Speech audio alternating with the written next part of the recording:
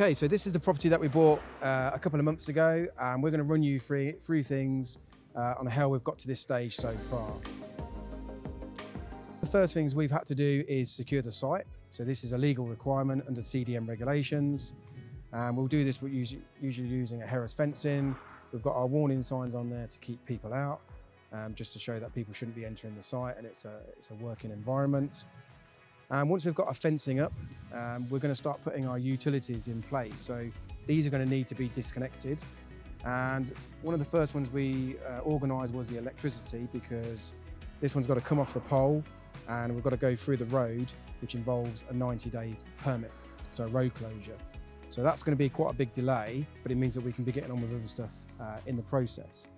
And what we're going to do is when we disconnect the electric, we're going to put a temporary supply over on the other side of the site, which means we've got power on there for the trades to work just while we carry out the build.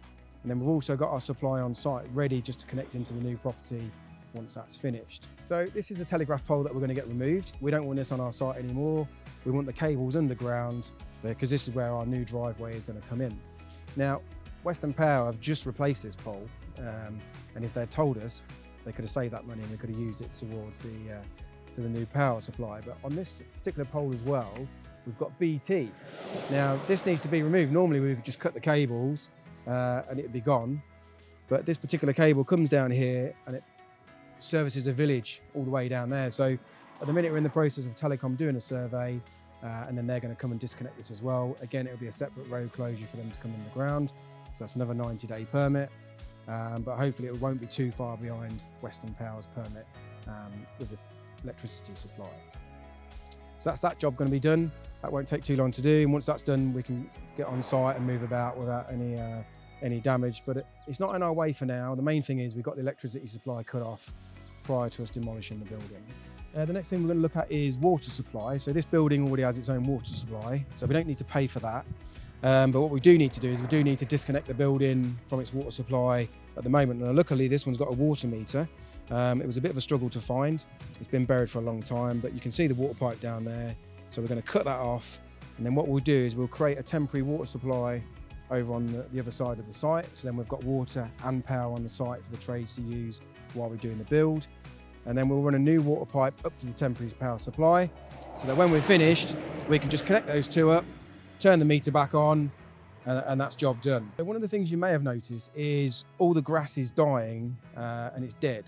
So what we do is we spray all this with weed killer, because the grab lorries, when they come and take all the mud that we pick off the land, they don't like live grass because it keeps growing in the piles and it clogs up the machines when it gets regraded and sent back out as decent topsoil. So we put some weed killer on, takes sort of 1 or 2 weeks to kill all the grass, and it just means that if we're not here for 4 or 5 weeks while we're waiting for certain permissions to come through or disconnections, it means that we don't come back and we've got a jungle of grass growing. So that's all been done. On our particular sites, we're allowed to have bonfires. So that's been permitted by the council. So as long as the smoke isn't blowing towards the road, we'll have a fire, normally on a day where there's no wind or if it's blowing that way over to the fields. But it allows us to get rid of a lot of wood.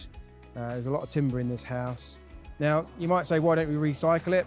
But there was a lot of asbestos in this property, and the best way just to get rid of it is just to burn it on site. It means it doesn't have to get carted away, gets rid of any worries about asbestos, and it can save you some money in development.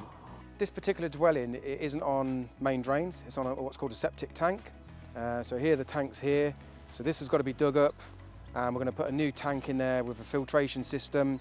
So this is more of a system that allows water to soak into the ground rather than capturing all the water. But these are about £2.5 grand, and we can install these ourselves. But not too technical to fit, but it just means we've got to get rid of the old one first. Which means we'll have a big hole ready, but then we'll put this new system in because there isn't no main drains around here, so that's not a problem. So this particular building had a lot of asbestos in it. We knew that when we bought it. We had to do that in 2 stages. So the first stage was to strip out all the internal walls, all the ceilings. It used to have an asbestos roof on there originally, and when they stripped off that asbestos roof, there was bits of asbestos that would have fallen onto the ceiling, and then the new concrete tiles were put on top. So that's the first stage, internal strip out. And then at some point there was a brickwork skin put over the old bungalow to make it look more modern when this part of the extension was built. So it all looked in one. So we had to remove the brickwork by hand, and then they could get to the second part of the asbestos removal, which was like an external cladding, just to give it a bit of weather protection. Because originally it was just that wooden cladding there, which, as you can imagine, was very cold to live in, no insulation, not really much weather protection. So once that was done, the next stage was to strip off the roof, which we're currently doing at the minute. So all the roof tiles have gone, just to take a bit of weight off the building. We'll take all the timbers off. And yeah, we're now going to get a big digger in here. A couple of days, the building's going to be flattened. We'll recycle all the concrete. All the bricks will be crushed, and we'll use those as hardcore. All the timbers are going to get burnt.